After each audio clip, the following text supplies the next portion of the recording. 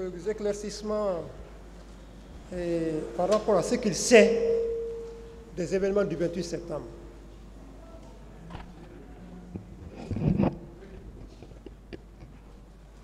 Monsieur Camara,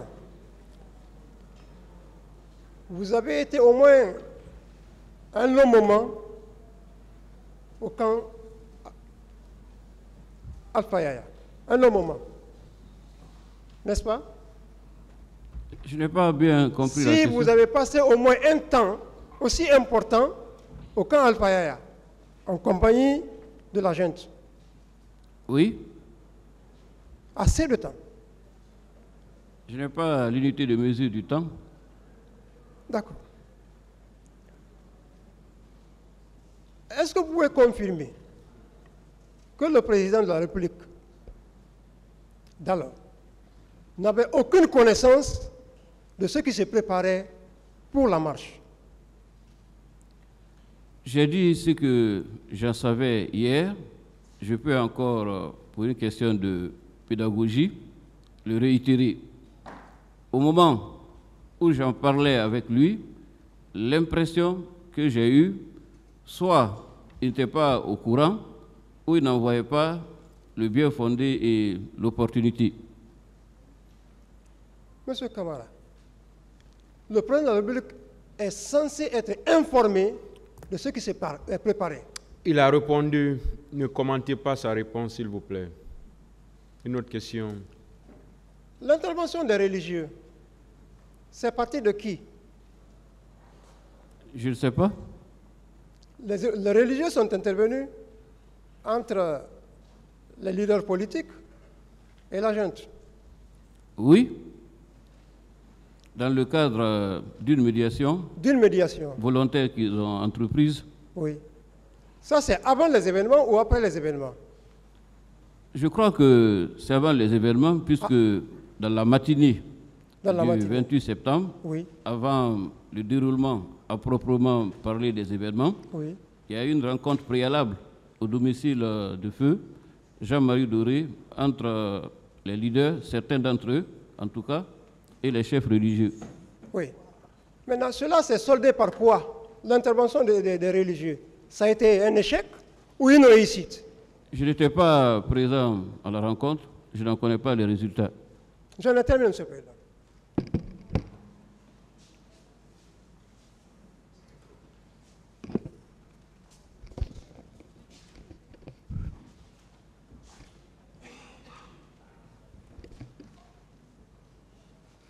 Monsieur le ministre Dibou, bonjour.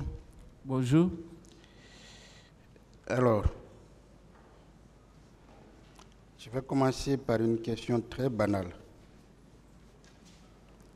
avant de vous présenter le plan sur lequel on va travailler. Quand je vous dis que le président Dadis est un homme bien, un être humain infiniment bon dans l'âme, une personne qui ne peut faire du mal à une mouche, que me diriez-vous? Que répondriez-vous en tant qu'humain? Je pense que depuis hier, je n'ai de cesse de répéter que je ne voudrais pas entrer dans les jugements de valeur et vouloir m'en tenir strictement aux faits. Parfait. Très d'accord avec vous. Et pour moi, c'est de cet homme dont j'ai parlé là, que nous allons parler ce matin. On va d'abord parler de votre voyage à l'Abbé. On va aller avec votre plan. Du fameux appel qui était un trophée pour le parquet. Et du 28 septembre quand il vous a appelé. Sur le voyage de l'abbé, est-ce que vous confirmez qu'à votre demande, le président Dadis vous a expliqué les raisons de ce voyage? Absolument. Parfait. Je crois avec la permission du tribunal et vraiment son indulgence, l'indulgence du président, je voudrais que vous reveniez sur ces raisons-là, même de manière succincte. La première raison, c'était qu'il était invité par les notables de l'abbé et il accordait beaucoup de prix à cette invitation parce qu'elle était l'émanation d'autorités à ses yeux qui incarnent des valeurs morales et représentent un poids social considérable à notre sein. La deuxième raison, c'est parce qu'il ne voulait pas donner le sentiment qu'une partie du territoire lui était inaccessible, interdite, et qu'une autre partie lui était autorisée. La troisième raison, c'est qu'il voulait apparaître comme le président de tous les Guinéens au-dessus de la mêlée et qui ne tient pas compte des convictions militantes et politiques des uns et des autres.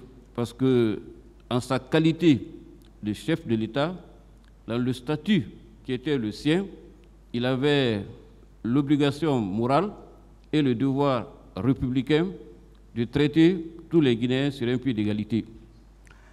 Merci pour cette pédagogie. Alors, en tant que témoin oculaire de la vie de la présidence à l'époque des faits, en tant que collaborateur de plusieurs chefs d'État, nous le savons, c'est de notoriété publique d'ailleurs, et en tant qu'homme d'État vous-même, que vous inspirent ces raisons-là? Ce sont des raisons d'ordre républicain et qui entrent parfaitement dans les obligations d'un chef de l'État. Je crois d'ailleurs que le serment que les chefs d'État prêtent, essentiellement, c'est d'être le président de tous et pour tous. Parfait. Est-ce que dans ces conditions, vous pensez que ces raisons suffisaient pour qu'ils se rendent là? Les faits sont sacrés, les commentaires sont libres, le vôtre est libre. Je suis heureux de vous entendre et merci pour cela. Alors, vous qui étiez, il est vrai, ministre de la Communication, vous avez d'ailleurs parlé du pan de l'autre bloc de communication qui constitue naturellement les conseils que vous pouvez être amené à donner. Est-ce que s'il fallait lui conseiller, vous lui aurez conseillé ces mêmes raisons? Est-ce que vous étiez d'accord avec lui, tenant compte des raisons qu'il avait invoquées de partir effectivement à la baie? Tout ce qui a un caractère républicain et contribue à l'unité nationale d'un pays ne peut être que soutenu et encouragé par tous les patriotes et les républicains.